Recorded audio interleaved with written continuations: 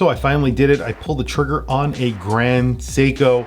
I bought a Grand Seiko chronograph. It's really cool. It has a sapphire bezel. I'm super excited about it. I'm really excited to show it to you guys. Up next.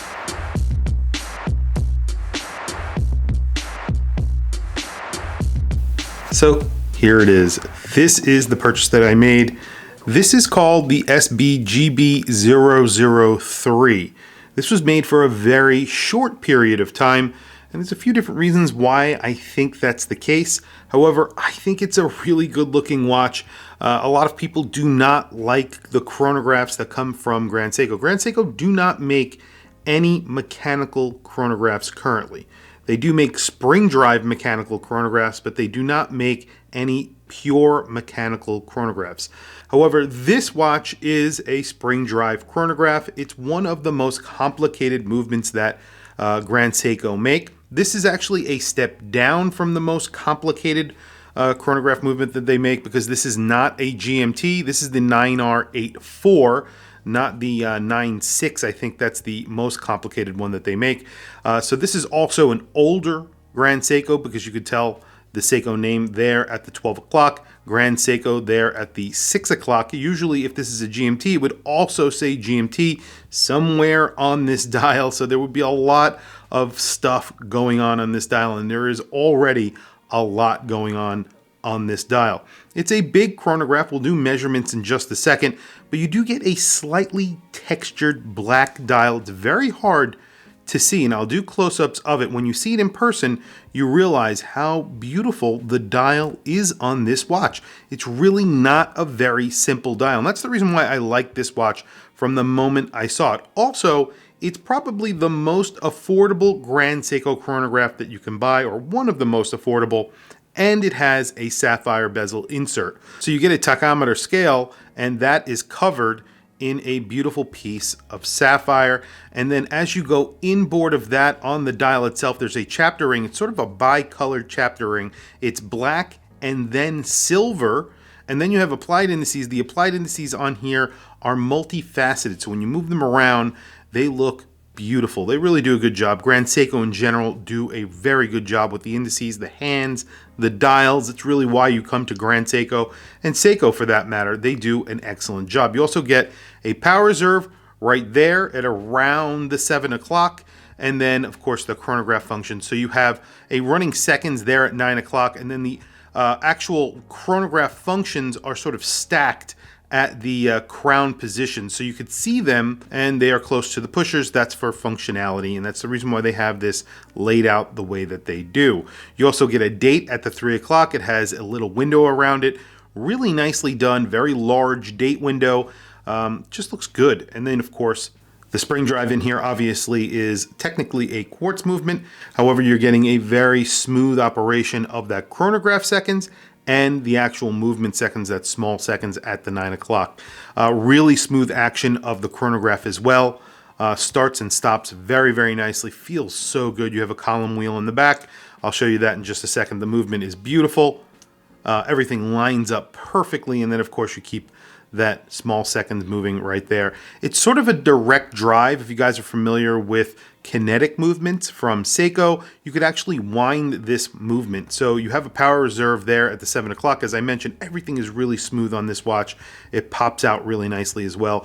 You could actually wind this watch, and you could see as I wind it, you could hear it wind as well, the power reserve increase. I don't technically want to do that very often because it puts stress on the crown on this watch and the stem. I'm not sure if it's actually meant to do that very, very often, but anyway, when you're getting the watch started, it's really not a bad thing to get that started that way.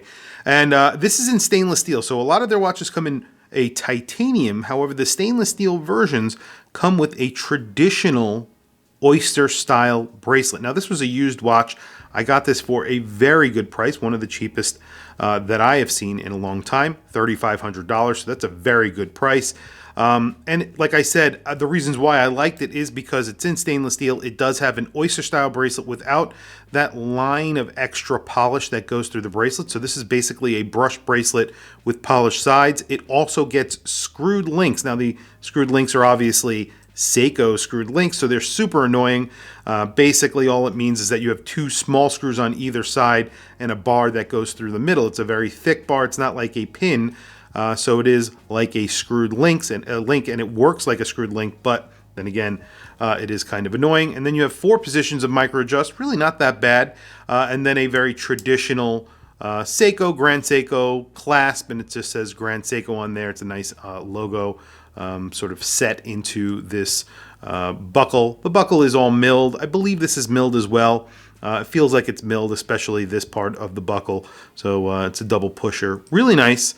And you can get a pretty good fit with it, even though it's just 4 positions of micro adjust, because you do get some half links in here, as you can see right there. This is a big boy. You also get drilled lugs and milled end links.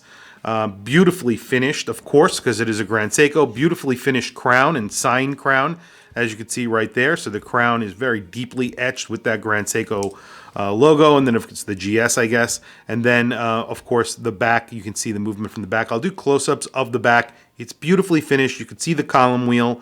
There's just a lot going on in the back, and there's also sort of a little bit of a hologram of the Grand Seiko logo. That's what they used to do in the past. It's almost invisible, but in certain lights you can see it. Very quickly, let's do measurements. So the thickness on here is actually thinner than a lot of other Grand Seiko chronographs that you're going to come across. 14.3 millimeters. That's including the sapphire crystal in the front and back, which is very, very good. The actual measurement of this is a really true measurement of 43 millimeters at the bezels, because the bezel does overhang the case a little bit. The case on this measures at around 43 millimeters. So, I mean, it wears like a 43 millimeter watch. You do have a little bit bigger of a bezel on it, like I said, but that's what it wears like. And then the crown on here is actually very large, 6.8 millimeters. Really, really nice crown on there. I really like it. You do have male end links, but it's not very different from the effective. The actual lug-to-lug and the effective lug-to-lug are pretty much the same. So it's like 50.7. As you get to the end links, it's 54.4. And it's a little bit smaller because there's a step down, so 53.1. So technically, it wears like a 52 or 53 millimeter lug width. Or a lug span. I'll show you that on my wrist, obviously, in just a few seconds. So like I said, I paid $3,500 for this watch. I bought it on eBay. It went through the process of authentication through eBay. And actually, they're going to start charging for that. So definitely keep aware. Anything over $1,000, you're going to have to pay $80 to have your watch authenticated through their process if you want it. Otherwise, it will not be done. I knew that they would eventually start charging for that, and I believe they'll probably start charging for over $2,000 eventually as well. Everything about this watch is basically what I wanted from Grand Seiko. I wanted something that was a little bit outrageous from them. I love the bezel on here. When you move it around, you can see it sort of changes from gray to black. That's because of the insert, that sapphire insert. You have a little bit of red accents on here, just on the tip, the very, very tip of that chronograph hand, and then on that power reserve. That's it. That's the only color, but you have a combination of silver and black. A lot of people think this dial is flat, but it is definitely not. And I will do close-ups so you can see what I'm talking about. There's a lot of depth to this dial. Anyway, very quickly, let me throw it on my wrist, and then we will actually wrap up the video because this does not get lume. There is no lume on this dial whatsoever. That is probably the biggest disappointment. I knew that going in. Unfortunately, they did not put any Lumibrite on here. I wish they did. I don't understand why they wouldn't. You get a screwed-in crown. I think it's like 100 meters of water resistance or something like that, which is great, but lume, come on. Anyway, today I have my latest purchase. So this was my previous pair. I think I bought this just a few months ago, and this is my latest purchase. This is a very weird watch. It is a Romain Jerome. I'll go into the reasons why I purchased this, but if you are interested in the reasons why, I posted on my Instagram basically what makes this watch special. I'll, of course, do a video here, and I'll go through all the reasons why this is a special watch. And it is a very special watch from a brand that maybe not so special, and a lot of people do not like. Obviously, they went out of business during COVID. With good reason, I guess. It is a linear retrograde hour, jumping hour right here. Very, very cool watch. And that's not the reason why it's actually special. There's a lot of other reasons why. But here is the Grand Seiko chronograph on my 7.5-inch wrist.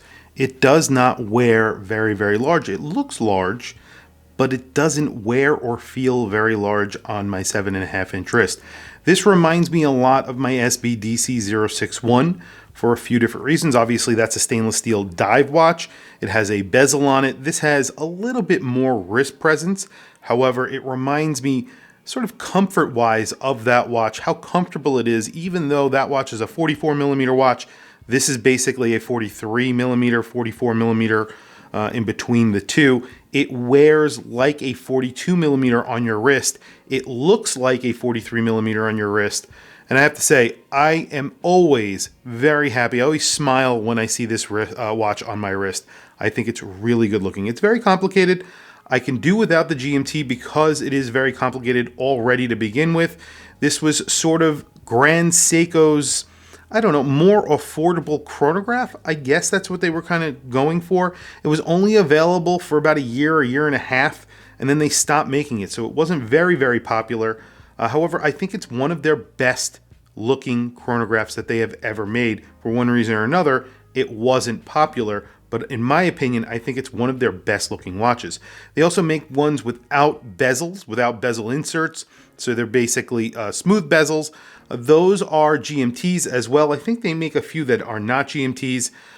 Those are really good looking as well. Those wear just as big as this watch. However, this one probably looks a little bit bigger on the wrist. Those are thicker. So this is actually one of the thinner versions. As you can see from the profile, that 14 millimeters thick isn't that bad on my wrist. Like I said, 7.5-inch wrist. This is a 14 millimeter thick watch. Wears really nicely. Then the newer versions that have recently come out in recent sort of history, those get sapphire bezels. So they've moved back to this sapphire bezel insert on a few different versions. I actually featured one here on my channel. That was almost 18 millimeters thick in titanium. It also came with a titanium bracelet, which I actually thought was nice, but I didn't really care for the buckle as much. I like this simple, very slim buckle that they've put on this watch. So there are a few reasons why I like this watch a little bit better than the modern versions and a little bit better than the other sort of neo-vintage versions. I just think this is a really good looking watch. I really like what they did with it. I love the dial. A lot of people, like I said, think the dial is a little bit flat. It is not. There's a lot going on the dial, but it's very easy to tell the time because you have these beautiful Grand Seiko hands on here, and it's just sort of shines through on that black background. Very easy to tell the time. Just good looking. And like I said, when you move it around, you get that effect in the bezel where it actually changes color a little bit. AR coating is really good on this watch. Everything about this watch I just love. It was basically my Grand Seiko Grail watch, even though it wasn't a very expensive watch compared to what they are charging for them now. It's still a very expensive watch, even at $3,500. But like I said, one of my favorites. No lume on here. That is the biggest flaw with this watch, I have to say. Not a lot of flaws with this watch, in my opinion. The biggest flaw is that they did not put zero lume on this watch. Makes absolutely no sense. They screwed down the crown. They made it somewhat sporty. It looks like a sports watch. Why not put lume, guys? I don't get it. A little Lumibrite on here would have been awesome. It would have went a long way for me. And unfortunately, they didn't do that. Anyway, that's really it. No lume, so no lume shot. And I'll wrap up the video here. Tell me what you guys think of this watch down in the comments below. I think it's a really good looking watch. As I mentioned, I think this is one of the best looking Grand Seiko chronographs that you can buy. And they did not make a lot of these, so they are kind of rare. I don't think that anybody's going to wake up to that anytime soon. But you can get these for a very good price for one reason or another. So if you are in the market for a very cool, very interesting Grand Seiko, not your everyday sort of run-of-the-mill, time-only, snowflake, something a little bit weirder, something a little bit more crazy. As you guys know, that's what I kind of gravitate towards. This is a really good choice. In fact, I think any Grand Seiko chronograph is a really good choice if you like spring drive movements. They are the most complicated spring drive movements that you can get. And not only that, they are the best looking spring drive movements that you can get, hands down, because of their complexity and the depth. They look phenomenal. Anyway, tell me what you guys think down in the comments below. I want to hear from you guys. Please also don't forget to like, subscribe, hit that bell icon. It is super helpful for the channel, and I very much appreciate it. Please follow me on Instagram. My Instagram is WatchChrisBlog, all one word. I have some links in the description. Those links are to Amazon. If you click those links and buy anything, it helps support the channel. It doesn't cost you anything extra. However, I very much appreciate it. Anyway, thank you for logging on. I'll catch you guys in the next video.